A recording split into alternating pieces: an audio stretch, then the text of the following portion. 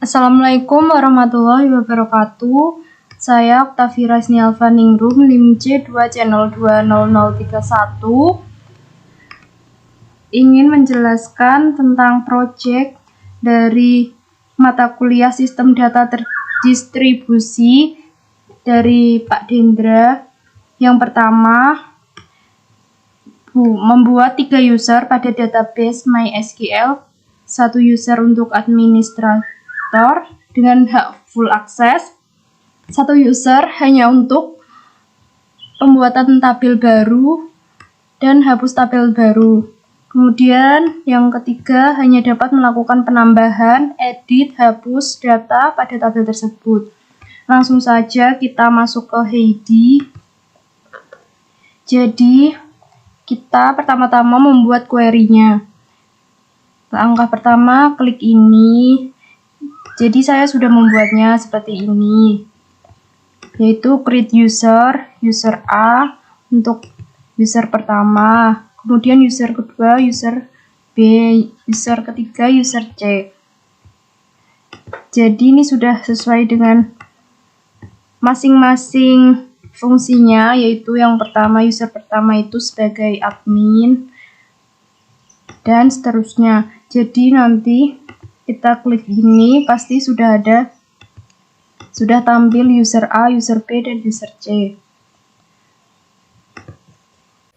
Di nomor 2, kita membuat replikasi database MySQL dengan konsep master to slave. Di sini bisa membuat dengan real physics server atau menggunakan konsep virtual machine. Yang pertama yaitu pastikan SAM di kedua belah device aktif, yaitu komputer master dan slave, dan juga matikan Windows Firewall agar tidak mengganggu dan tidak terjadi kegagalan dalam transfer data. Ke localhost untuk membuat user baru dengan add user. Di sini harus diisi IP address dari komputer slave dan pastikan antar komputer dapat mereply. Jadi ketika di ping ke IP komputer slave sudah bisa terreply. Lalu ketik passwordnya. Setelah itu kita centang replication slave dan replication client.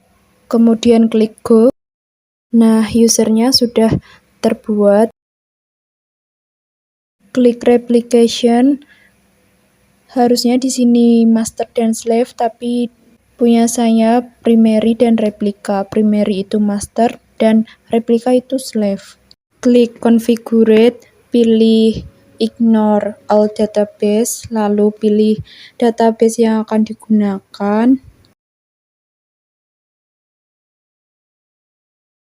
Kemudian ini semuanya di copy, bagi ke control panel, kita ke config, dan my ini, pas tekan di bawah MySQLD. Untuk server master dan bawaan, ini kita buat sendiri. Kemudian kita restart lagi setelah jalan semua. Kita klik go. Dan ya sudah tampil ini. Jadi di sini saya akan menambahkan nama Rido dengan umur sekian tanpa harus mengisikan di komputer slave. Saya isikan terlebih dahulu. Dan ya sudah terisi nama Rido dengan umur 25. Kita lanjut ke nomor 3, yaitu membuat database baru dengan beberapa tabel dengan konsep fragmentasi menggunakan konsep view. Jadi kita masuk ke sini dengan klik kanan, kemudian buat baru, kemudian klik view. Tapi saya sudah membuatnya. Di sini ada view pegawai, view gaji bulanan, view pegawai kontrak, dan view pegawai tetap. Di sini view pegawai, query-nya ada create user. Di sini ada select, kemudian ini adalah data-datanya, ada pegawai, ID pegawai, dan seterusnya.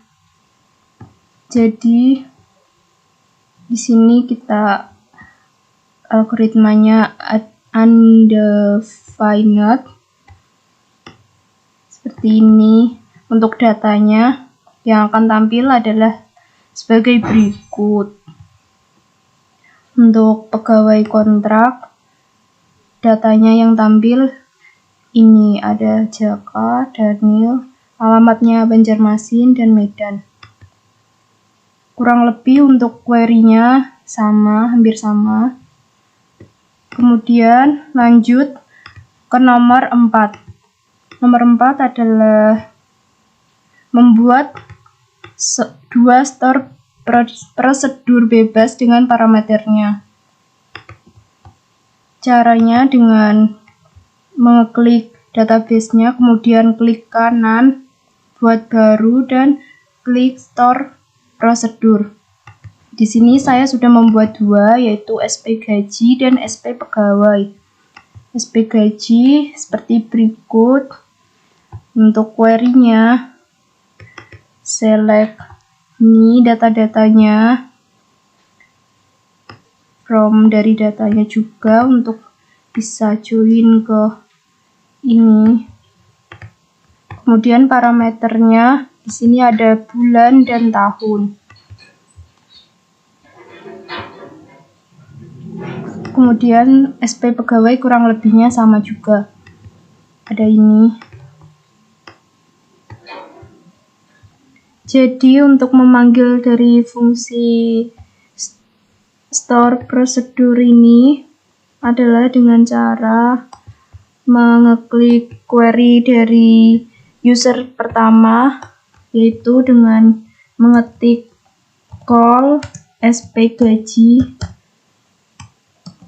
tahun 2022 bulan 10. Kita jalankan, maka akan muncul data-data dari yang ada tahun 2022 bulan 10 tersebut. Lanjut ke nomor 5. Dari database yang sudah dibuat di poin 3, buatlah 3 buah trigger bebas dengan menerapkan konsep after insert, after update, dan after delete.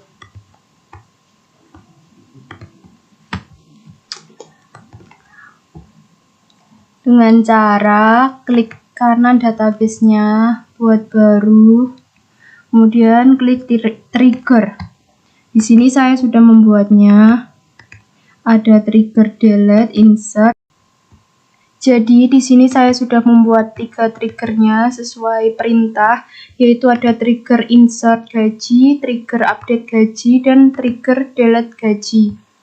Untuk trigger insert gaji, di sini bisa diketik seperti namanya, kemudian kita pilih after, dan kemudian di sini disesuaikan dengan insert. Jika insert, klik insert, jika update, klik update, kemudian begitu juga dengan delete.